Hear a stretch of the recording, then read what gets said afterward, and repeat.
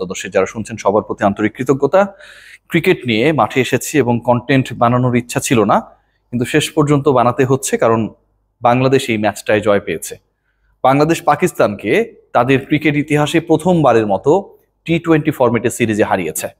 বাংলাদেশ এই ম্যাচে যেভাবে অনেকটা দুর্বল অবস্থানে থেকেও কামব্যাক করেছে, তারা অসাধারণ বোলিং করেছে।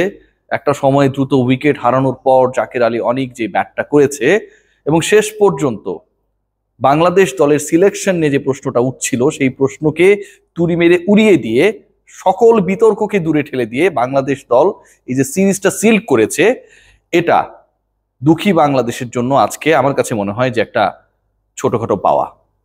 আলোচনাটা যখন করতে যাচ্ছি আমি বারবারই আসলে মাইলস্টোন ট্র্যাজেডির সাথে কোথায় যেন একটা মিল খুঁজে পাই।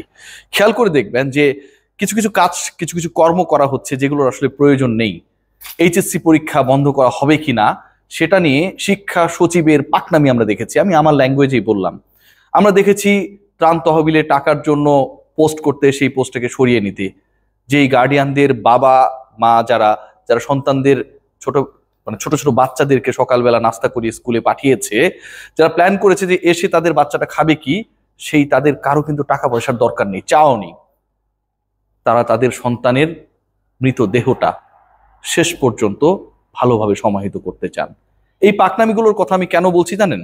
বাংলাদেশ দল, বাংলাদেশ ক্রিকেট দল অনেক ক্ষেত্রে অনেক সিদ্ধান্ত গ্রহণ করে যেখানটায় অন্য সকল পাকনামিকে তাদের পাকনামি, তাদের যে ডিসিশন মেকিং সেটা ছাড়িয়ে যাবে, বিতর্ককে ছাড়িয়ে যাবে। একজন ক্রিকেটার ফিট রয়েছেন, একজন ক্রিকেটার ওকে আছেন, একজন ক্রিকেটার ফিল্ডিং এর সময় স্লিপে ফিল্ডিংও করলেন, সেই particular in form fit cricketer Tanzid Hasan তামিমকে ড্রপ করে যেই ম্যাচটা বাংলাদেশের জন্য গুরুত্বপূর্ণ, যে এক ম্যাচ হাতে রেখে বাংলাদেশ সিরিজ জিতবে, পাকিস্তানকে হারাবে, ইনফর্ম সেই ব্যাটারকে বাদ দিয়ে আজকে দলভুক্ত করা হয় নাইম শেখকে।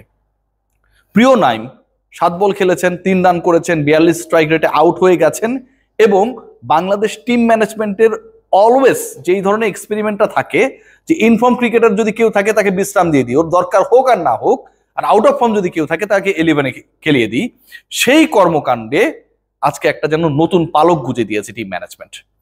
বাংলাদেশ শেষ পর্যন্ত লিটন কুমার দাস ব্যর্থ হয়েছেন, বাংলাদেশ শেষ পর্যন্ত শামীম হোসেন পাটোয়ারি ব্যর্থ হয়েছেন, বাংলাদেশ শেষ পর্যন্ত বাংলাদেশের ইনফর্ম যে ব্যাটাররা যারা রয়েছেন, পারভেজ হোসেন ইমন ব্যর্থ হয়েছেন। তারপরও 133 করতে পেরেছিল জাকের আলী অনেক, যা 40% রান করে দিয়েছিলেন। 5টা ছক্কা মেরেছেন, এবং তিনি যে আসলে পার্টনারলেস, একটা পার্টনার পেলে এই স্কোরটা 150+ হতে পারত, সেই ব্যাপারটাও তিনি জানান দিয়েছিলেন। এই দলটা যখন বল হাতে নিল, যখন ফিল্ডিং এ গেল, যখন 134 টার্গেটে পাকিস্তান ব্যাট করতে নামলো, ঠিক তখন আরো একটা ব্যাপার প্রচন্ড ভাবে মেজাজ খারাপ করিয়েছে। বল ধরতে গিয়ে যেন তারা ছেলে খেলায় মেতে উঠলেন। মুস্তাফিজ বাউন্ডারি লাইনে বল আটকাতে গিয়ে সেটাকে 4 বানিয়ে দেন। কি একটা সিচুয়েশন! আমাদের প্রিয় ইমন সহজ ক্যাচটাকে শেষ পর্যন্ত ড্রপ করেন।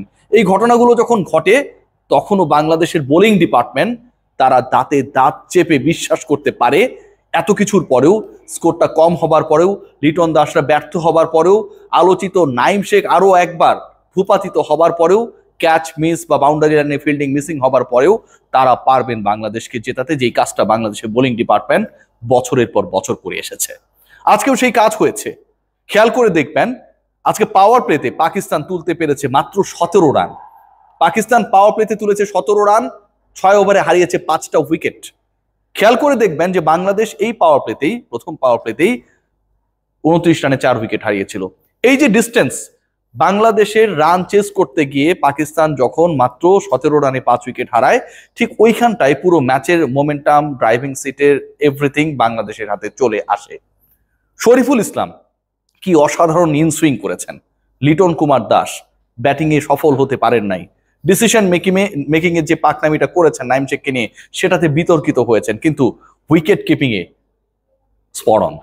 আমরা যদি খেয়াল করে দেখি, শরীফুল যে কাজটা করেছেন, যেভাবে করেছেন, নিজের প্রথম ওভারের 3য় বলে উইকেট নিয়েছেন, নিজের 2য় ওভারের 2য় বলে উইকেট নিয়েছেন, যেভাবে তিনি ফেলকি দেখিয়েছেন, বাংলাদেশের মোমেন্টাম শিফটিং এ যে দর্শকরা দুঃখ ভারাক্রান্ত মন নিয়ে, যে দর্শকরা ওই ট্র্যাজেডির প্ল্যাকার্ড হাতে নিয়ে মাঠে এসেছিল, তাদেরকে একটা বারের জন্য হলেও উত্তেজিত করেছেন, উদ্বেলিত করেছিলেন।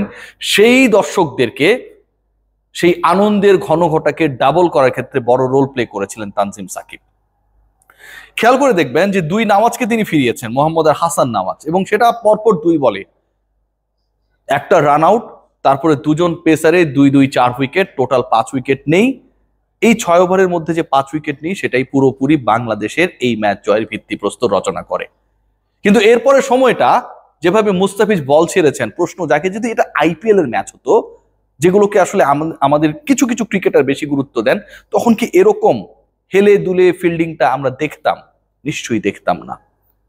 একটা পর্যায়ে গিয়ে মনে হচ্ছিল শেষ 6 ওভারে প্রয়োজন 72, রিশাদের 1 ওভারে প্রায় 20 রান নিয়ে নিল, শেষ 5 ওভারে 52 run, not a difficult task. Abbas Afridi একদিকে ব্যাট করছেন, আরেকদিকে ফাহিম আশরাফ। এই যে সিচুয়েশনসটা ক্রিয়েট হয়েছিল, মনে হচ্ছিল বাংলাদেশ এই জেতা ম্যাচটা হেরে যেতে পারে, সেটার দায় তো আমাদের ফিল্ডারদের, যতটা না আমাদের বোলিং ডিপার্টমেন্টের। বাংলাদেশ টিম ম্যানেজমেন্ট আমি মনে করি যে এই ম্যাচটায় জিতেছে নিজেদের যোগ্যতায় যতটুকু, পরিকল্পনায় যতটুকু, তার থেকে বাংলাদেশ দলের বোলিং ডিপার্টমেন্ট, বোলাররা, শরীফুল বলেন, তানজিম সাকিব বলেন, শাক মেহেদি বলেন, যেভাবে নিজেদেরকে নিংড়ে দিয়েছে সেটার বদৌলতে এই মাঠে রান হতে পারে। এই যে অনেক বুজুর্গ লোকজন বলা শুরু করবেন যে এখানটায় রান হয় না, ধান ক্ষেতের মাঠে খেলতে নেমে বাংলাদেশ পাকিস্তানকে হারিয়েছে, এই ক্রিকেট খেলে আমাদের কোনো লাভ হবে না, সেই তারা নিশ্চয়ই আব্বাস আফ্রিদির ব্যাটিং দেখেছেন, সেই তারা নিশ্চয়ই জাকের আলী অনেকের ব্যাটিং দেখেছেন, ফাহিম আশরাফদের ব্যাটিং দেখেছেন। এখানটায় কি এমন কোনো বল হয়েছিল যেটা হুট করে নিচু হয়ে একজন ব্যাটারকে পরাস্ত করেছিল? যখন বোলাররা বল করছিল, বাংলাদেশের পেস ইউনিটে যারা ছিলেন তারা তো অলমোস্ট 140 ছুঁই স্পিডে বল করছিলেন। যে বলগুলো করেছেন, যে ডেলিভারিগুলো করেছেন, অস্ট্রেলিয়ার কোনো একটা উইকেটে যদি এই বলগুলোই শরীফুল করতেন, আনপ্লেয়েবল ক্লুলেস বলগুলো যদি তানজিম সাকিব করতেন, তাহলে কি ব্যাটাররা খুব স্বাচ্ছন্দ্যে ব্যাট করতে পারতো? আমরা সবসময় আমাদের ছোট করি, কারণ টিম ম্যানেজমেন্ট আমাদের ছোট করে। বাংলাদেশে যখন অনেক বড় একটা বিপর্যয় হয়েছে, অনেক ক্ষেত্রেই অনেক দায়িত্বশীলের দায়িত্বজ্ঞানহীন আচরণে যখন সবাই ব্যথিত, ঠিক তখন সকল স্পটলাইট ক্রিকেট দল, স্পেশালি ম্যানেজমেন্টের ডিসিশন মেকিং এ যারা রয়েছেন, তারা যেন নিজেদের কাছে নিতে চান। একজন ইনফর্ম ক্রিকেটার খেলছেন টি-20 ম্যাচ, এবং তাকে আপনারা একটা সময় ফিল্ডিংয়েও নামালেন, স্লিপে তাকে ফিল্ডিং করালেন তানজিদ তামিমকে, তাকে আপনি ব্যাটিং করালেন না। মানে তানজিদ তামিমকে ব্যাটিং করানোর থেকে কি বাংলাদেশ টিম ম্যানেজমেন্টের কাছে মনে হয় যে অনেক ভালো ফিল্ডার, ওকে আমরা ফিল্ডিং করাই? এই চিন্তা নিয়ে যারা পরিকল্পনা করেন, সেই তাদের কাছ থেকে আসলে আমরা উন্নতি, সেই তাদের কাছ থেকে আসলে এক্সট্রা অর্ডিনারি প্ল্যান আমরা কি করে পাবো? 133 করা বাংলাদেশের এই ম্যাচটা শেষ পর্যন্ত একটা পর্যায়ে হাত ফসকে যেত। ওই যে 6 ওভারের কথা বললাম, যে গল্পটা বললাম, সেই সময়টায় বাংলাদেশের বোলিং ডিপার্টমেন্ট, স্পেশালি 2 জন পেসার তানজিম সাকিব এবং শরীফুল, যে আগ্রাসী মুডে যে ক্রুলেস বল করেছেন, সেটাই বাংলাদেশকে আজকের ম্যাচে জিতিয়েছে। ইতিহাস রচিত হয়েছে মিরপুর শেরেবাংলা স্টেডিয়ামে, প্রথমবারের মতো বিশ্ব চ্যাম্পিয়ন, টি-20 বিশ্ব চ্যাম্পিয়ন পাকিস্তানকে বাংলাদেশ হারিয়ে সিরিজ জিতেছে। বাংলাদেশ দলের জন্য অসম্ভব বড় পাওয়া। শ্রীলঙ্কার বিপক্ষে টানা 2 ম্যাচ জিতেছে, 1 ম্যাচ পিছিয়ে থেকে সিরিজ জিতেছে। পাকিস্তানের বিপক্ষে 1 ম্যাচ হাতে রেখেই বাংলাদেশ সিরিজটা নিজেদের করে নিল। টিম ম্যানেজমেন্ট দয়া করে একটু স্মার্ট হন। যখন যে দায়িত্বে থাকে, তখন সে যেই হোক